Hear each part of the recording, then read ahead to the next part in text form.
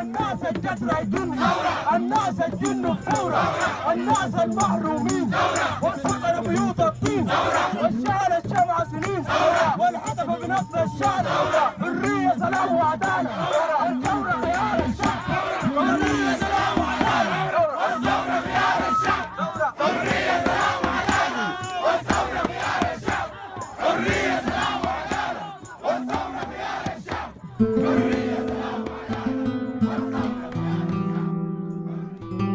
حرية سلام Hi, Maravan. Hi. It's a pleasure to have you here. Thanks for being here. Thank you for having me. Maravan. Actually, thank you. Okay, let me start with this. I was part of this Sudanese Professional Association, and also I was a member of the Sudanese Communist Party, and I studied at the University of Kharitom. And during my university years, in the late 90s, the student movement was the only kind of resistance in Sudan, especially the University of Kharitom. We formed this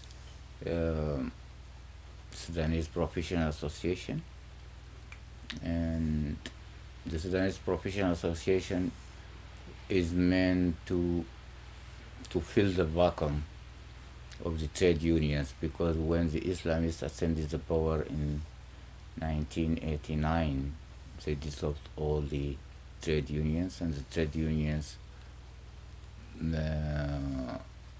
played a huge role in the history of Sudan.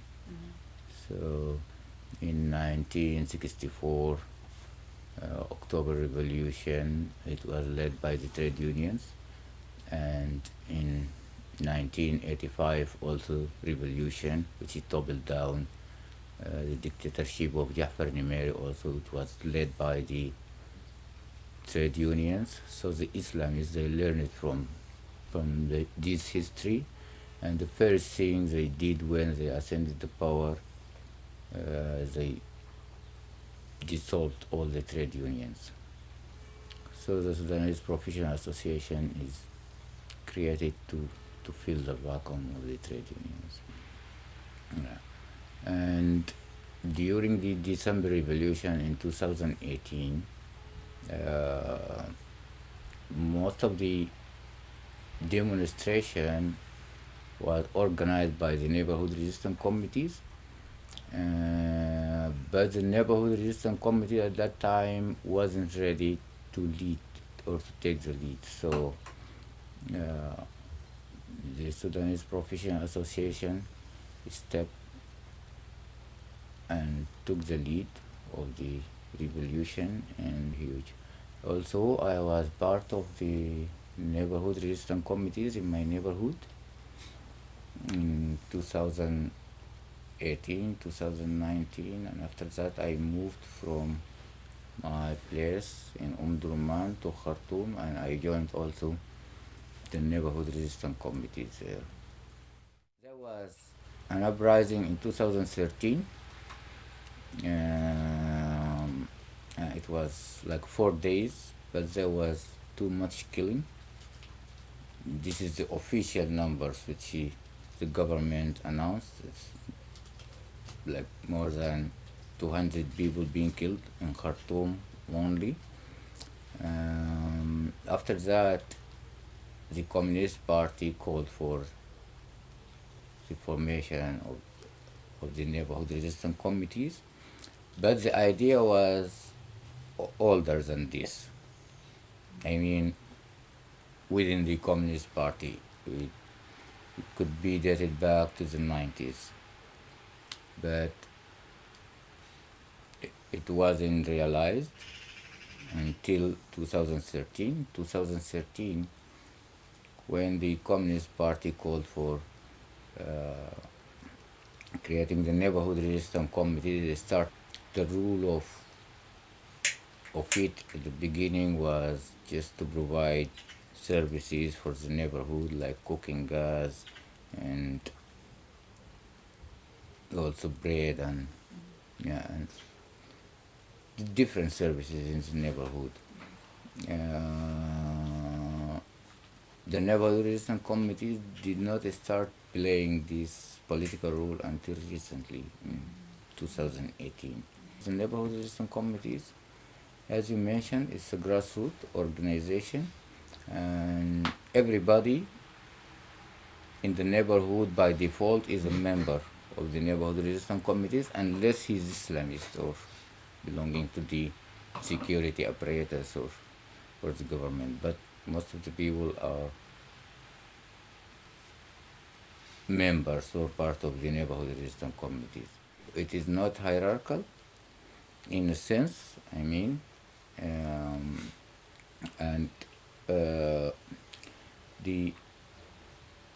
each neighborhood resistance committees has different offices. It depends on the needs of the neighborhood. For example, a city like Khartoum is divided into sections.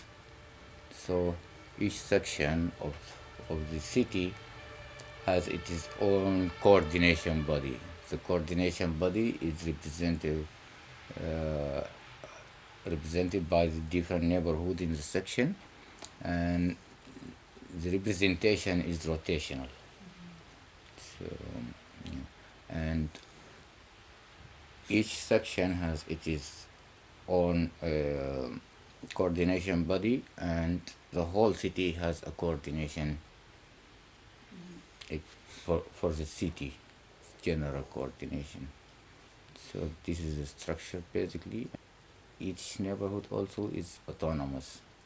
There is a national coordination, and the national coordination is called the Committee of the Revolutionary Charter for Establishing People's Power. There is more than 5,200 neighborhood resistance committees in Sudan, and the charter started by initiative from neighborhood, actually outside Khartoum, in a very tiny village south of the Blue Nile. It's called Mayirnu, and this was the first charter. There was a lot of discussion about it from the different neighborhood, and finally they produced this revolutionary charter for establishing people power. And there was also like a committee for writing this.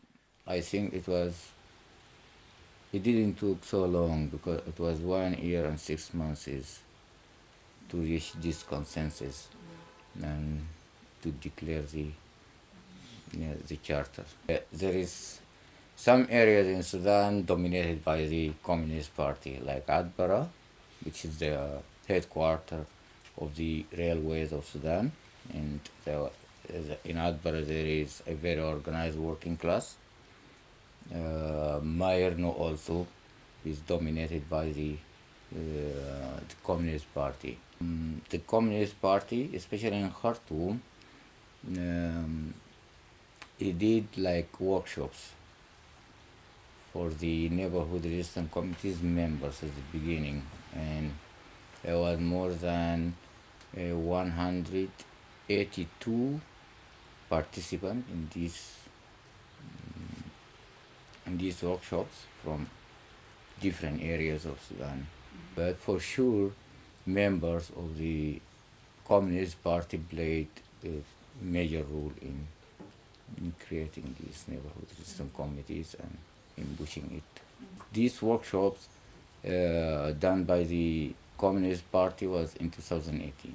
So in 2018, they start taking this political turn in the history of the neighborhood resistance committees, 2000, and start also organizing the demos in the neighborhood. There was demos in the neighborhood, different demos, and there was also one central demo a week. This central demo is announced by the Khartoum coordination body. There is representative from the different neighborhoods in this coordination body. The student movements were there, and was actually the students were the driving force for the uprising in 2018. And the Islamists, they shut down the universities because there was demos always in the universities. So when they shut down the universities, the students, they went back to their neighborhood, and also they organized themselves with the neighborhood resistance committees, and this was the fatal mistake of the Islamists because it went out of control. So it was more difficult for them to control, to suppress the demonstration. It was much easier for them to do it in the universities, but when they shut down the universities and the students went back to their neighborhood and their cities, the process of Islamization and Arabization started with the so-called Sudan independence. Since the first day of the independence, there was a rebel in South Sudan in 1955 against Arabization and Islamization, and that was in 1956. This was the first, how do you call it, national government, and it was elected, and it was democracy, but this, this kind of European democracy, Westminster democracy. So, and there was a military coup after 3 years in 1958, and the process of the Islamization and Arabization of South Sudan and other non-Arab ethnic groups accelerated. But it reached its peak when the Islamists came to the power in 1989. It was very violent, this process of Islamization and Arabization, especially in the Nuba Mountain and in South Sudan and in Darfur.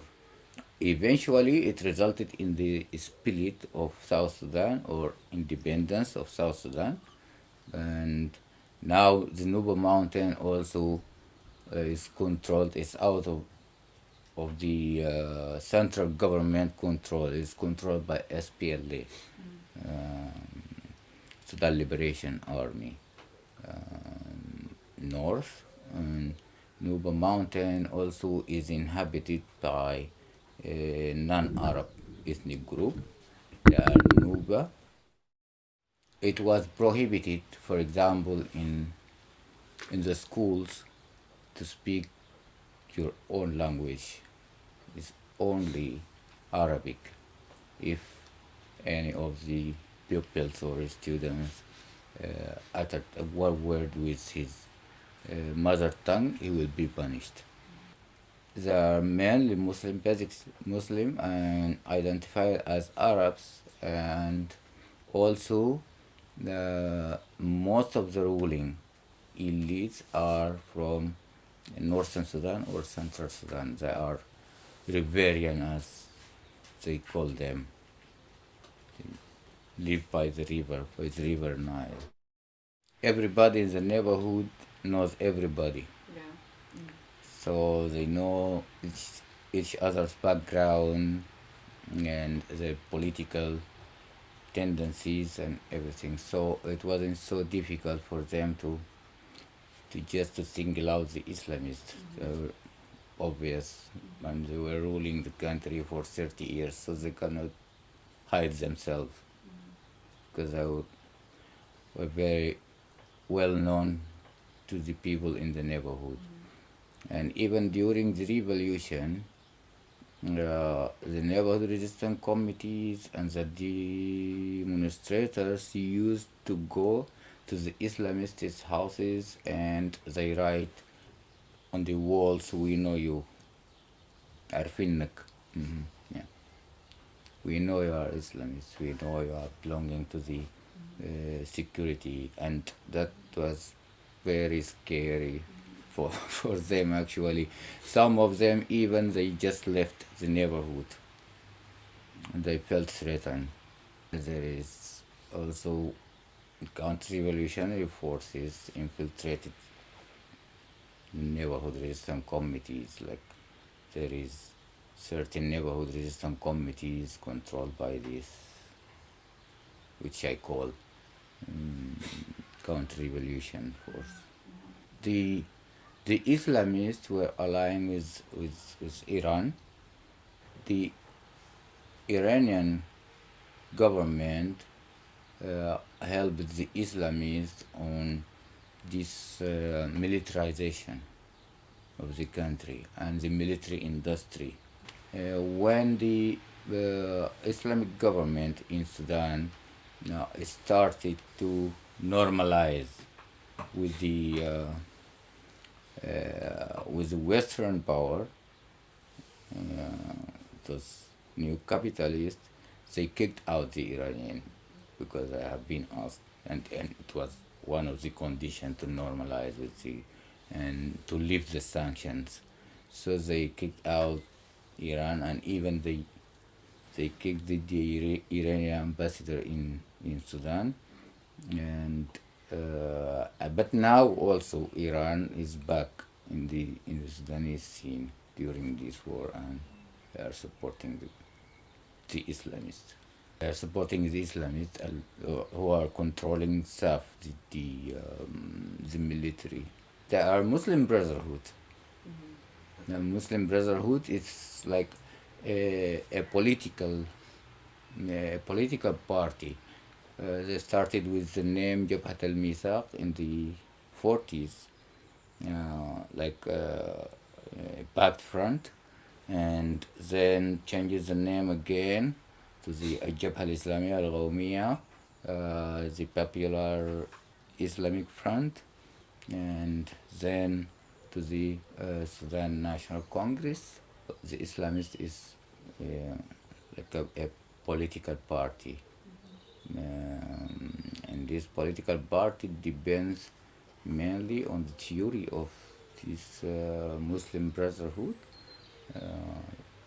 following Hassan al-Banna, Sayyid Qutb, and those Islamists.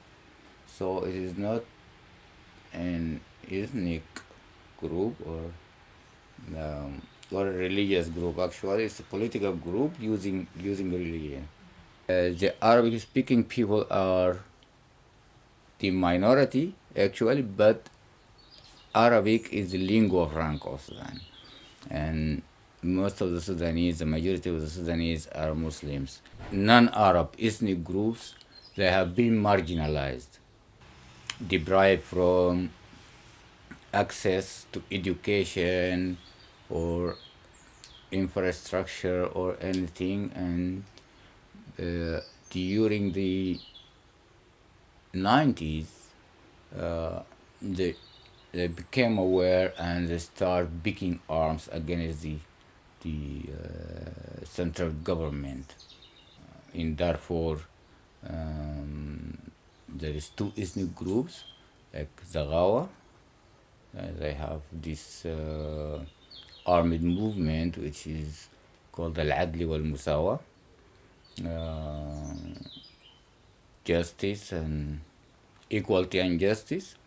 And also therefore they have this liberation movement led by Abdul Wahid Muhammad Nur. But the Masalit, this the third ethnic group in Darfur, non-Arab ethnic groups in Darfur, they don't have this armed movement.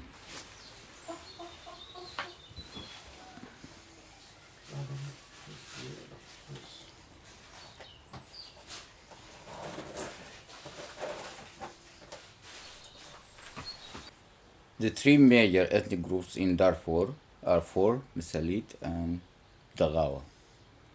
So the Masalit and Dagawa are border ethnic groups between Chad and Sudan. And the four are controlling, or their main inhabitants is Jabal Marra, which is a huge mountain in western Sudan. The Bija are living there in eastern Sudan also, and also they speak Bijawi, which is not, it's sub-Saharan, Nilo-Saharan language. And the Nubian is in the north, between Sudan and Egypt. Also they speak a Nilo-Saharan language, the same family as Bija. And in the south of the Blue Nile, there is a lot of different ethnic groups like Fonj, Berta, Gumuz also.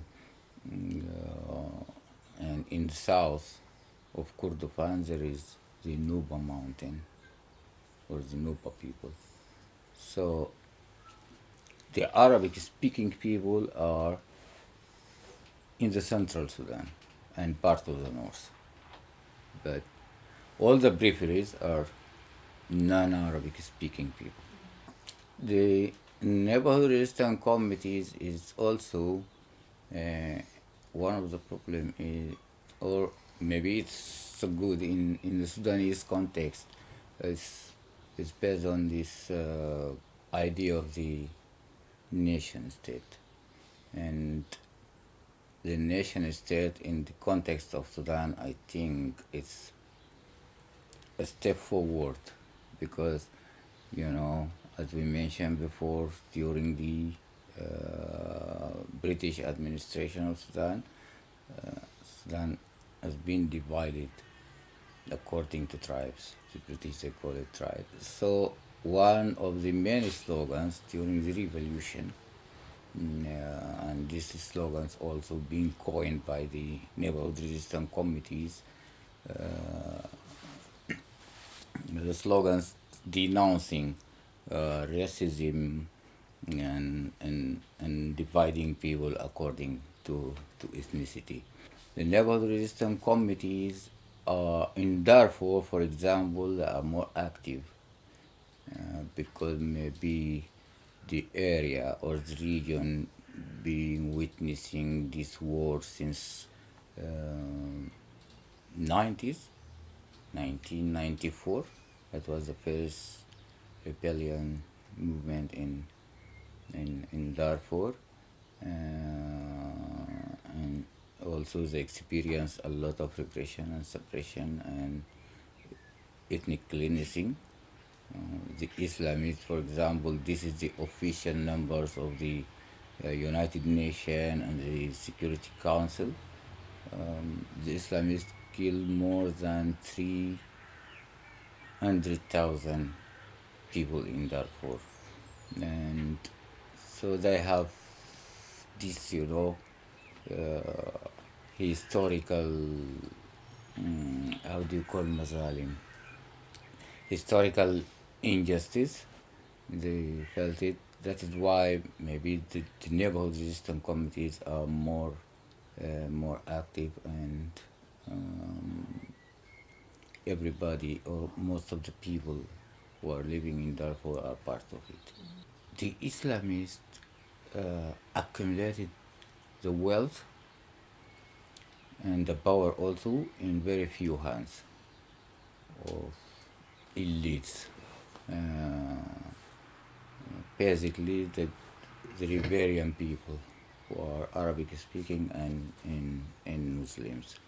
And in the last 10 years, the middle class also start vanishing in Sudan. So there was this very clear division between the upper class and people who have nothing, actually. For example, from 2005 to 2010, there was this oil boom in Sudan. To the Islamists, and the revenue of the oil during 5 years before the independence of South Sudan, because South Sudan, when again it is independence, also like almost 85% of the oil is within the boundaries of the of South Sudan. So, but the revenues of the oil during the 5 years from 2005 to 2010 was estimated by $74 billion, and nothing is left there. The exploitation, it wasn't only for the oil. Sudan also one of the biggest producers of gold. There was also a huge process of privatization. Like, for example, the Jazeera scam. This is the biggest irrigated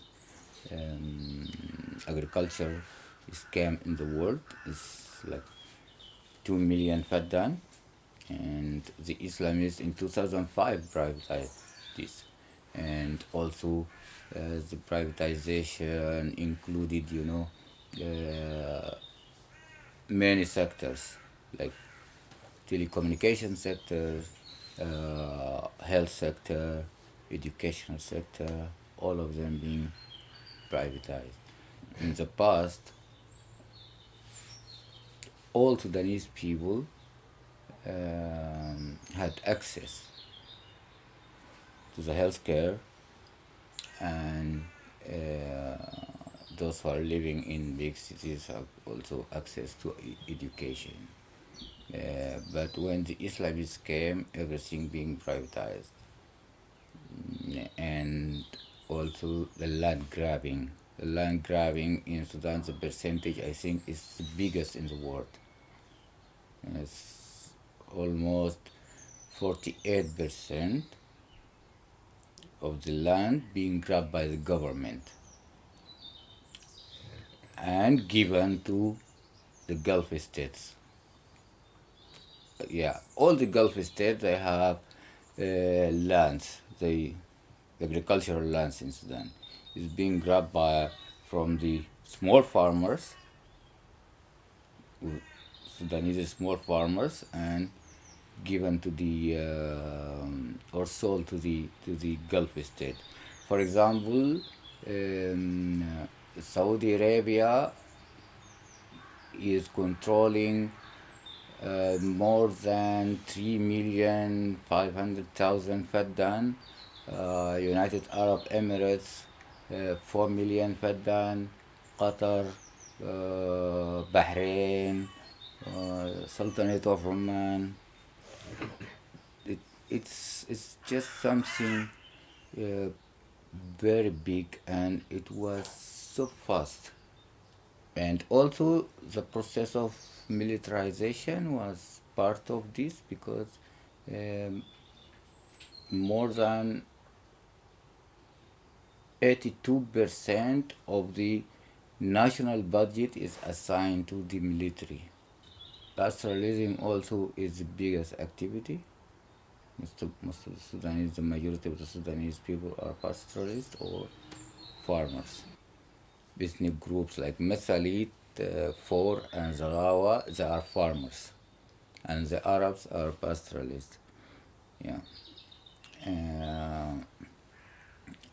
and so the Arabs are not settled; they are moving with their herds. So they don't own land. The land is owned by those people who are non-Arab. And now the Islamists, when they came, they start making this demographic change also in the country, and grabbing the land from the Masalit and the Four, which is called in Sudan Hawakir, and gave it to the Arab tribes, the four Arab tribes. So there was also a process of demographic change. Also, the people who are there being deliberately internally displaced and forced to leave their places and their homes and live in refugees camps in Chad or in the border between Sudan and Chad or Sudan and Central Africa. So the land is left. Nobody is planting it anymore and replacing, the population with Arab-speaking people. There is resistance committees and neighborhood resistance committees. So the neighborhood resistance committees is in the neighborhoods, and resistance committees everywhere, like in the work. For example, in the university, private companies or governmental corporations. Also, there is the resistance committees. So resistance committees everywhere. It's like something just widely spread in Sudan. If you are a member of the neighborhood resistance committees, also you are a member of resistance committees at work. The neighborhood resistance committees eventually also fill the vacuum of the trade union, because the Islamists, they just dissolve it, and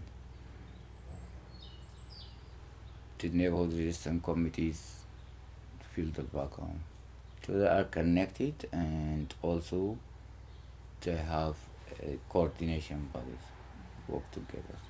The Sudanese people were so disappointed with the political parties and the political powers, and people were looking for something new to express them, their hopes and demands, and take it.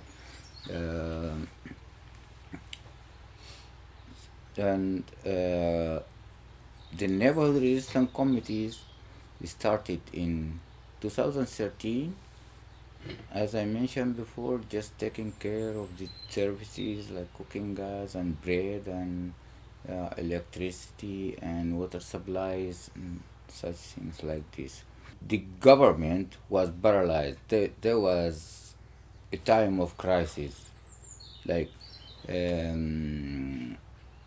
shortage of bread or cooking gas or something like this, and the neighborhood resistance committees used even to supervise, bakeries and to divide the bread according to the people, to the family, how many members in this family, and you don't even have to go to the bakery to bake your bread. They will bring it at your door and take the money. And so also the owners of the bakeries, there is some kind of corruption, because they usually take their quotas of flour and sell it to the factories, like biscuit factories or something like this. So the neighborhood resistance committees also, they were monitoring and supervising how to distribute this the bread, and also the cooking gas. They supervise it. They receive the gas, and they distribute it to the families in the neighborhood. This actually this rule gave the neighborhood resistance committees a lot of credit among the people. So when in 2018 the neighborhood, it was already known and well established, and at the beginning they avoid to take this political rule and just were focusing in providing services. In 2018 the shift happened in the role of the neighborhood resistance committees, and they start calling for demos, also coining, political slogans, writing on the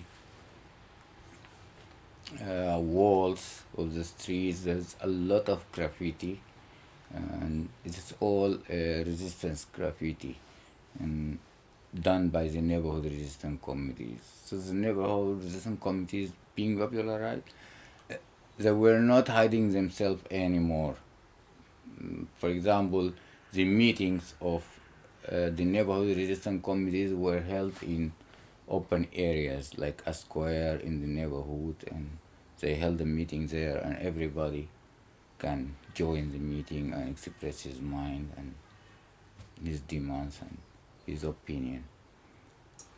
5 years of organizing, and there was no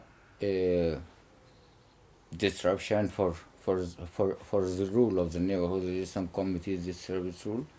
And in 2018 they start doing politics, and now also the neighborhood resistance committees is literally doing what the government is supposed to do. For example, after the war, 90% of the health facilities out of service. So the neighborhood resistance committees also created this, what is called emergency rooms. And the emergency rooms is doing everything. There's no government functioning in Sudan. The government is not functioning actually. And even the government is moved from Khartoum, because Khartoum being occupied by the Jengawit. So now they are running the country, or the government from Port Sudan in Eastern Sudan on the Red Sea. And nothing, as I said, is functioning right now. So the neighborhood resistance committees created these emergency rooms, and emergency rooms, they provide everything. They provide medicines. They are doing these medical rooms. Also there is agriculture rooms to save the agriculture season, because there is obviously the government is just paralyzed, cannot provide anything. So the neighborhood resistance committees also wants to save the agriculture season, because of this ghost of famine is hovering over the people of Sudan. And also they are doing classes, education classes. There's no schools right now in Sudan.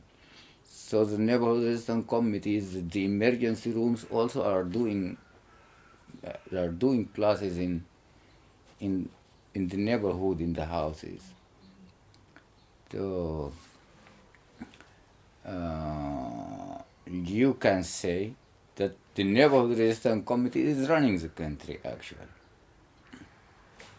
The revolution, as I said, it was a resistance body from the beginning, and were not able to lead. That is why the Sudanese Professional Association stepped on and led the revolution. But the Sudanese Professional Association wasn't so popular like the neighborhood resistance committees. So the neighborhood resistance committees organizing everything, the demonstration and the resistance and everything. And after the fall of al-Bashir and the sign of the constitutional document, the counter-revolution forces, which is called in Sudan the soft landing wing, they took control of the revolution. They hijacked the revolution actually. And there was this during the transitional government in Sudan, 2 years of the transitional government, the neighborhood resistance committees were doing a demonstration weekly, and they call it the path correction demonstration, to correct the path of the transitional government, because everybody was feeling that this is not expressing us. This transitional government is more like acting like proxies for the United Arab Emirates, Saudi Arabia, Egypt, United Kingdom, USA, and their agenda wasn't the agenda of the Sudanese people. So another very important mutation, I think, in the role of the neighborhood resistance committees, that was the charter. And the charter also, how do you call it? Yeah, the charter just moved the neighborhood resistance committees from just a resisting body to a body that produces knowledge. So they start producing knowledge also. It is not anymore just this, a body which is organizing demonstration. They also have vision, and they start formulating this vision and produce it in the charter. And also they have a critique for the peace agreement, Juba peace agreement, and also they produce a critique for the IGAD negotiations, and also they produce their political vision to end the war in Sudan. So it is not anymore just a resistant body, but also a body that produces knowledge and and produces a vision to how Sudan can be ruled or should be ruled. This is a turning point, I think. And the neighborhood resistance committees also is very radical. There is no. They also have this slogan: no negotiation, no compromise, and no partnership with the military. This is the main slogan which the neighborhood resistance committees is adopting and producing this vision according to this. Actually, in Sudan there is regional and international actors interfering in the things in Sudan, and these regional and international players, they want to bring again this counter-revolution to the scene, and also excluding. There For example, there is Jeddah Forum, this is a negotiation between SAF and the rebel support forces, and there is IGAD Forum also.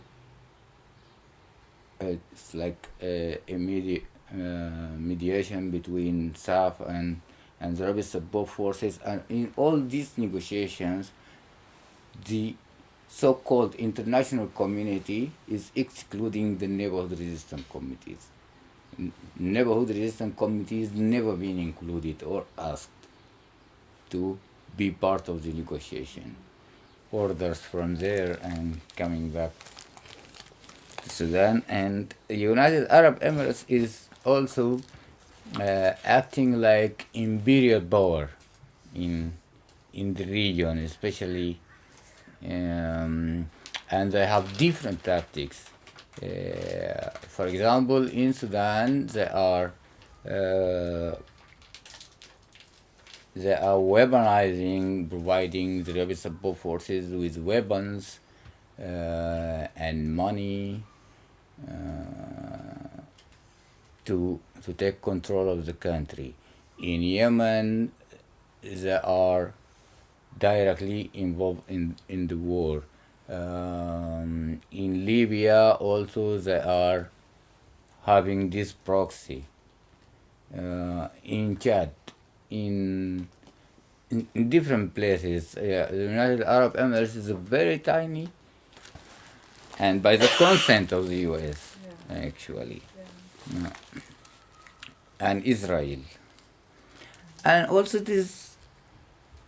it is just confusing how the Islamists of Sudan, who are supposed to be pro-Hamas, are normalizing with Israel. Before that, because the Islamists, they start normalization with Israel, and also when they got the relation with Iran. When was that? It was 2011, 2012, I think. Yeah, but because they were trying, they were keeping these back channels with the US, especially after the 11 attack. 9/11 attack. Yeah. And the Sudanese government, the Islamists, start cooperating with the USA and the Western world in this war against terrorism. Yeah. And you know that Osama bin Laden was in Sudan. Yeah. For years. For years, yes. But at the same time, Sudan was also collaborating with US against war on terrorism. Yes, and I think Osama bin Laden got wind that the Islamists of Sudan are going to extract him to the US. So he fled the country to Afghanistan, and he left all his money there. Actually, Iran is doing everything. Even now in this war, Iran is providing drones and weapons to SAF. During the counter-revolution, there was not a very noticeable role of Iran because the transitional government was more pro Saudi Arabia and United Arab Emirates, and there is conflict between Saudi Arabia and United Arab Emirates. So they were more close to the Wahhabist version of Islam than Shia. But the position is shifting constantly of the Islamists between here and there. Yeah. But Saudi Arabia and United Arab Emirates also they are agents for the US and the Western world, and uh,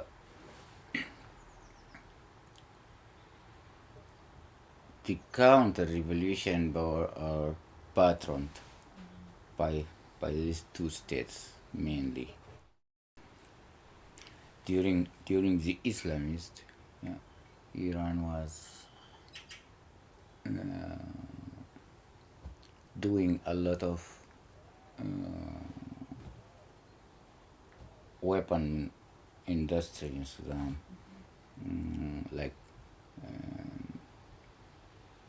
Sudan also is producing this K-47, the Kalashnikov, by the help of Iran, and also there was this aeroplane factory in Sudan which is called Safat. It's also done by the Iranian, and actually Sudan is selling a lot of weapons to African countries like Ethiopia, Eritrea, Chad, so many, and Iran is a partner. And also there was this weapon factory in Khartoum, which is bombed by Israel. It's also an Iranian factory, actually, there. So Iran helped much in exporting its version of militarization to Sudan. The war in Sudan now, it is not war. It is not a war between the rebel support forces and the military staff. It's a war between two different narratives. There is the radical change narrative, which is the neighborhood resistance committee is representing, and there is this counter-revolution. There's two discourses, two different discourses, totally. And the war is against this, is against the power of of radical change, because the two warring parties, the rebel support forces, Jengawit, and the military are hunting down the neighborhood resistance committee's members, and there is forced disappearance. They killed a lot of them, and also they arrest a lot of them. Both sides, and both sides were aligned. The rapid support forces and the military. It's like a game. It's like a game just to get rid of the this radical change, power which is represented in the neighborhood resistance committees. So, because during the transitional period, transitional government, and after the what is called 25th of October coup, the neighborhood resistance committees was continuously organizing demonstration, rejecting the military rule in Sudan, and demanding for civilian rule. And also, the most important thing, they were also demanding for justice, not transitional justice, because they were fully aware that transitional justice is just a new liberal game, and we have seen it in South Africa, we have seen it in Rwanda, and it means, literally, it means that no one will be held accountable for the crimes committed.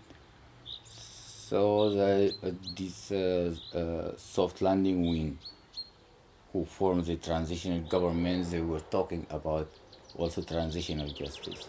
And the neighborhood resistance committees, they were saying no transitional justice. There is criminal justice, and there should be criminal justice, and everyone committed a crime should be held accountable for this.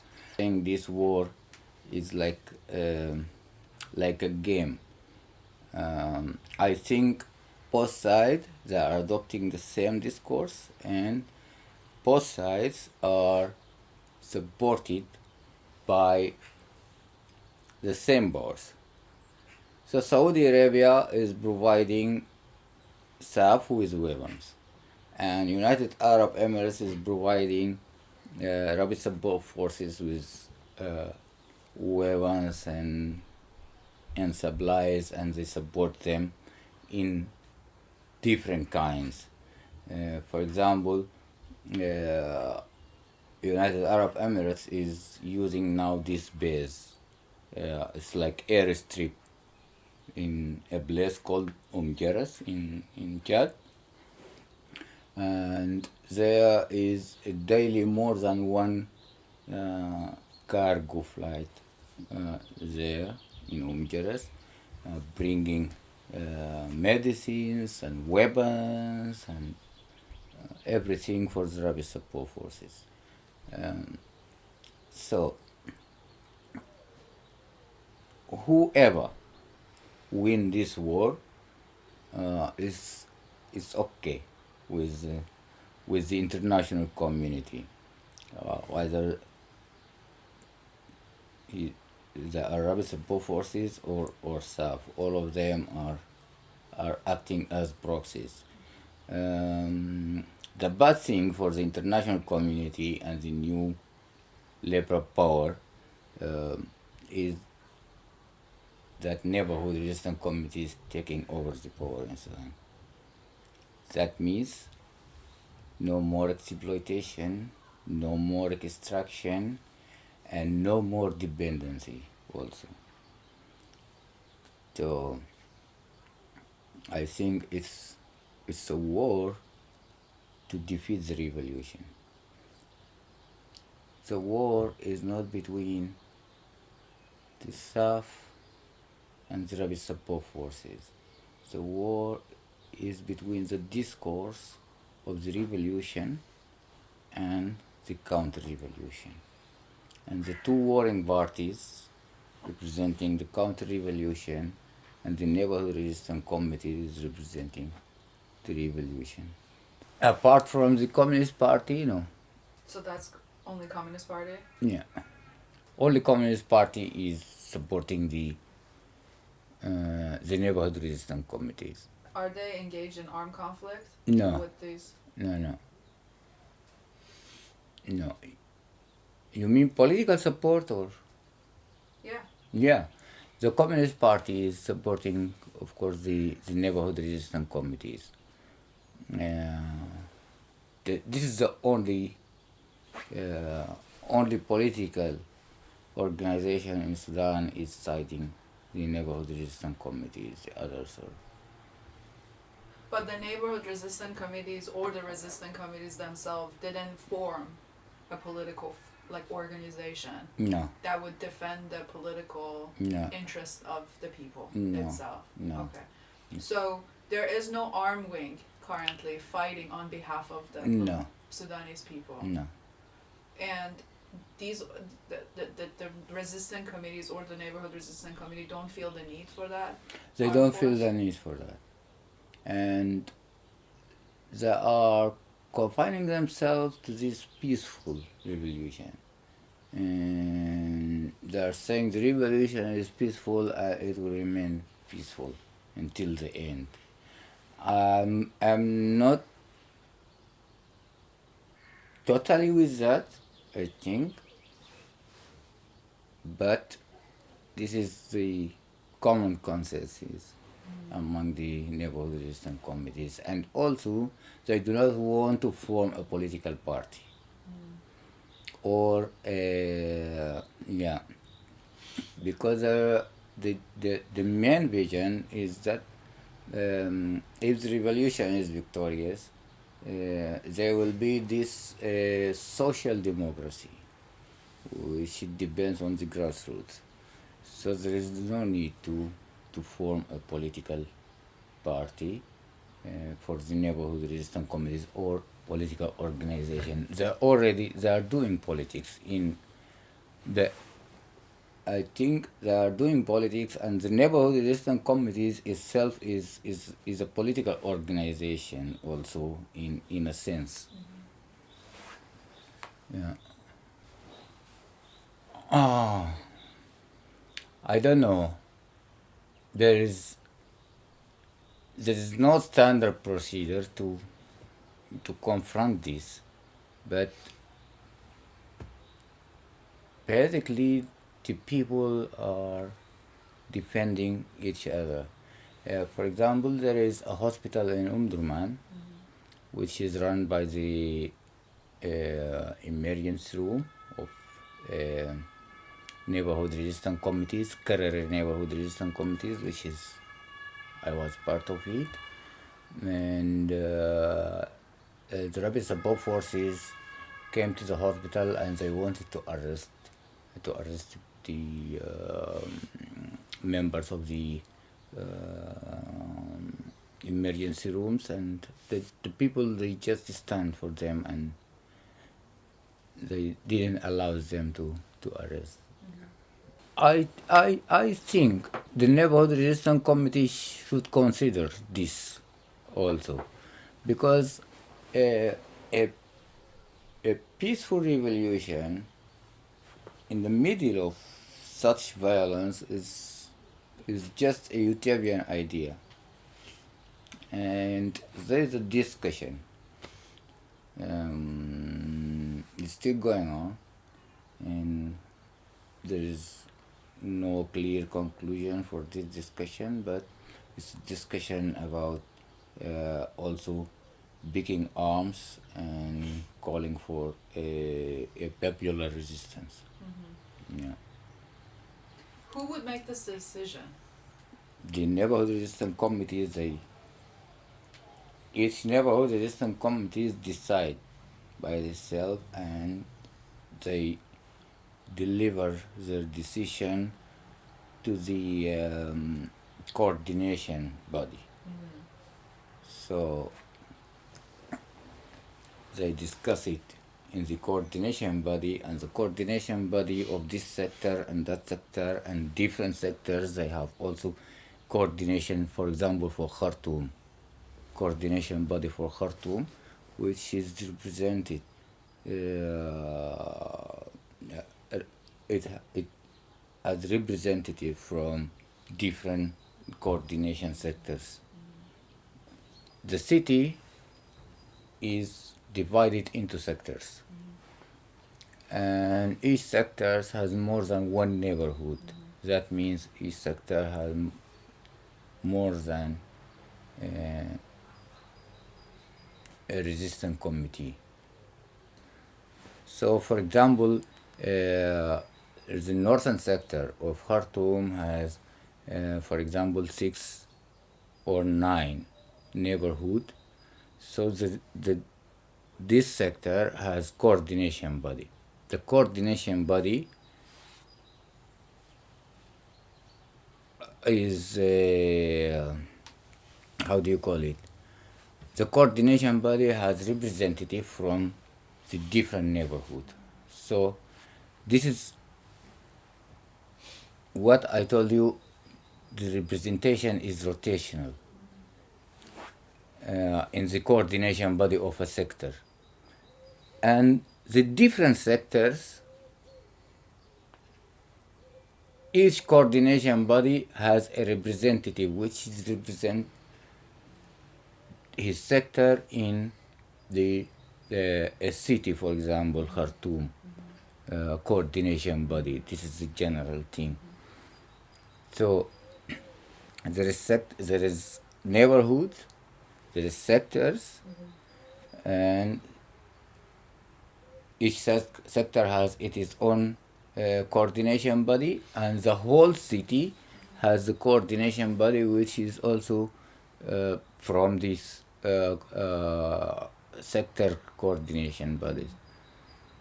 So it's it kind of is hierarchical, but also each neighborhood has its autonomy and the right just to express or to express their opinion and not to follow the others. The national coordination is what is called the Committee of the Revolutionary Charter for Establishing People's Power. The charter is Like produced, yes. Yeah, Yeah. the last. Yes, the okay. last. It's Yeah. and also they are doing politics. Yeah, Yeah, the Neighborhood Resistance Committee is doing politics right. because it's adopt, political vision, and also they are practicing politics in their daily life. So they are doing politics. But what I wanted to mention is there is this discussion now, whether to big arms or to remain utopian and peaceful. And this actually was the experience with the revolutionary charter for establishing people's power. It took so long. Yeah. It took a year and a half. In Sudan, I think our gravest mistake was not paying any attention to the counter-revolution. After the fall of al-Bashir, people were it was joyful, environment, and they were singing as if they achieved all the dreams, but the counter-revolution was acting, very actively, and also supported by regional and international powers. And during the negotiation with the military council, which is basically is al-Bashir Security Committee. The Neighborhood Resistance Committee also wasn't ready because there was no vision. There was no revolutionary charter.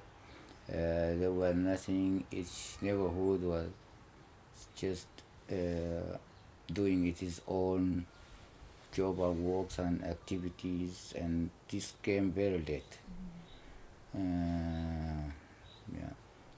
So the Neighborhood Resistance Committee wasn't really ready and prepared to take over the power and to lead the negotiation, and they didn't want actually to be part of it. They just left everything for the elite politicians, and the elite politicians they just fucked up the whole thing. And they are part of the counter-revolution, of course. Actually, they are talking about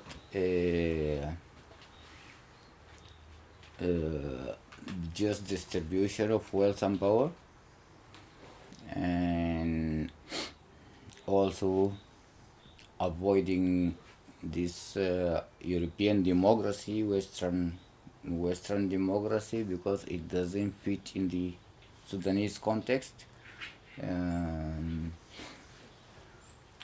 We have a legacy actually of how do you call it, like a certain ethnic group, for example the Nilotics. Let me use the word tribe here. Like Dinka tribe or Dinka ethnic group, they have councils. There is a council of youth and councils of elders, and each of them has its own jurisdictions. So the Neighborhood Resistance Committees also are getting inspiration from this local context. And also Sudan historically was what I can called like fragmentary state.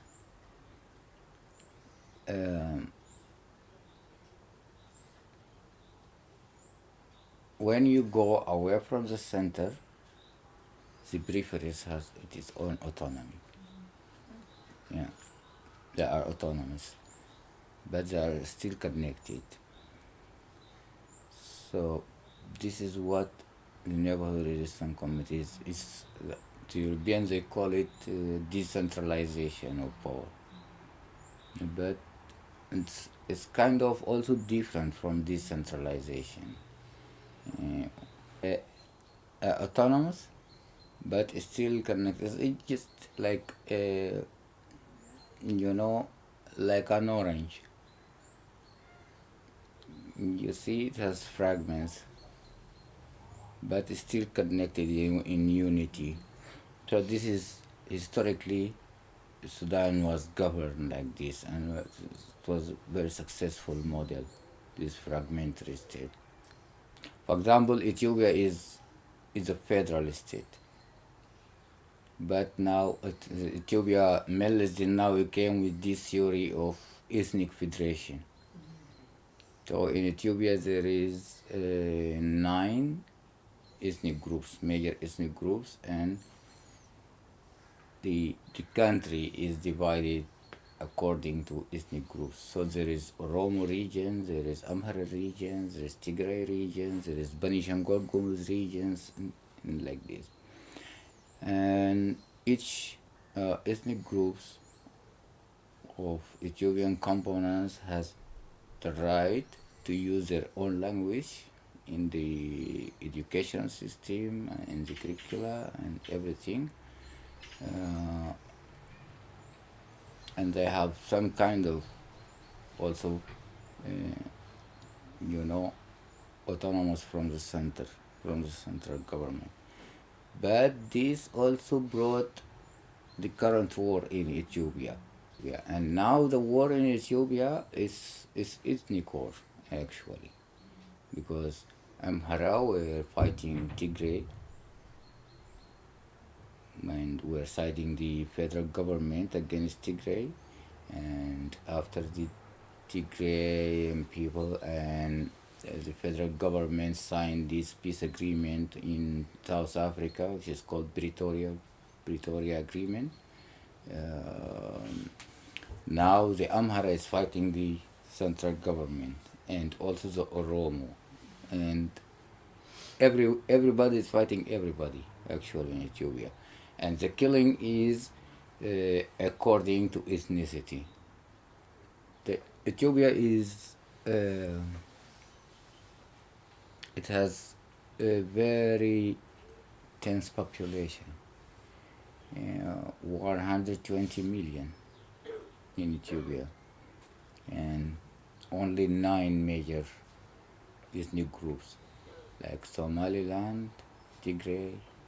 But in Sudan, we have very tiny ethnic groups, more than 500 ethnic groups in Sudan. So ethnic federation will not work in Sudan also. They are taken by the idea of the nation state. And before I said it might work in the Sudanese context, it might be a step forward towards forming, instead of having different ethnic groups and everybody is fighting everybody, the idea of nation state might be also something much better than being fragmented. For example, during the revolution, the Sudanese people have been left alone, facing the Islamists and the all suppression and repression and the killing on the streets, and even the media, like channels like Al Jazeera or Al Arabiya or other media outlet or CNN or Associated Press, they just turned a blind eye about what is going on in Sudan. We were not in the media, and this is in the official level for the international and regional power.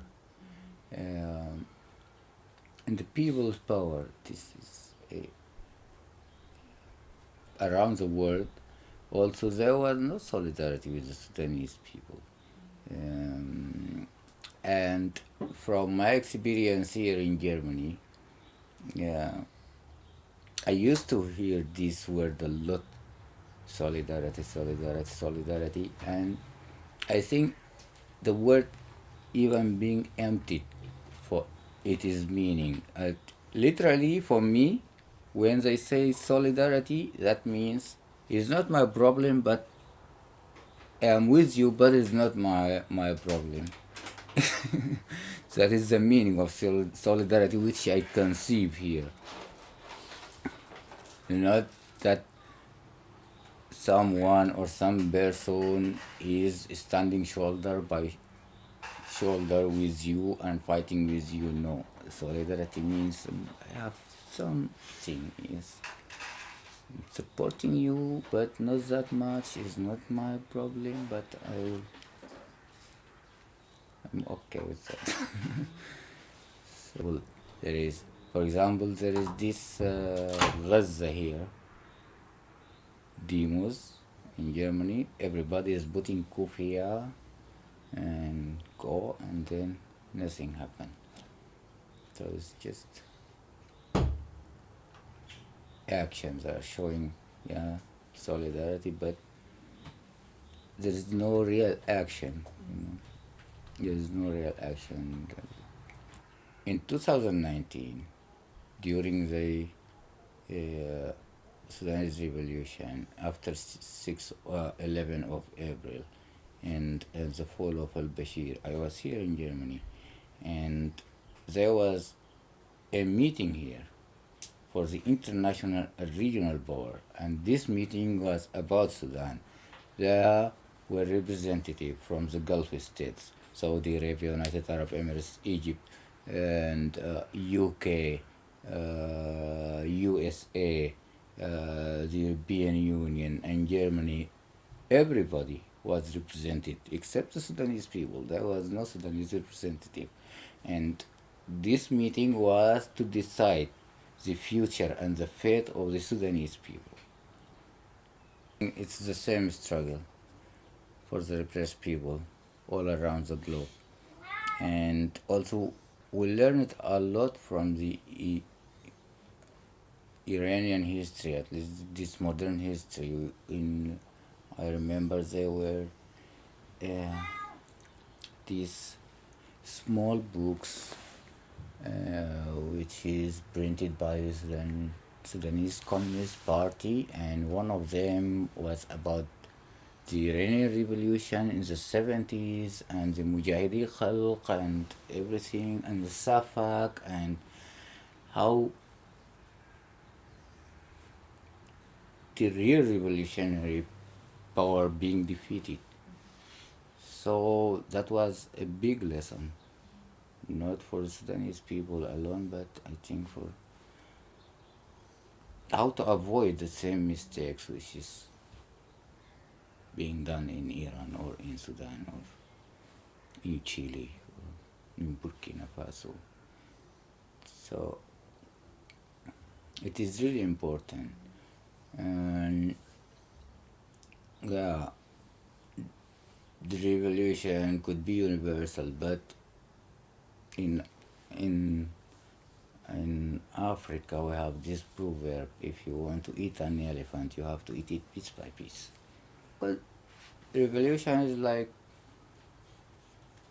infection, and that is why, for example, the regional power also, in addition to their interest in the Sudan resources, also they don't want to see a real change and a democratic process happening in the region. because people will pick up and it will not stop there in Sudan if it happens, or it will not stop in Libya or in Iran. It will spread out. So these, how do you call it, monarchists and royal families in the regions, they don't want to see a real change occurring in Iran or Sudan or Egypt.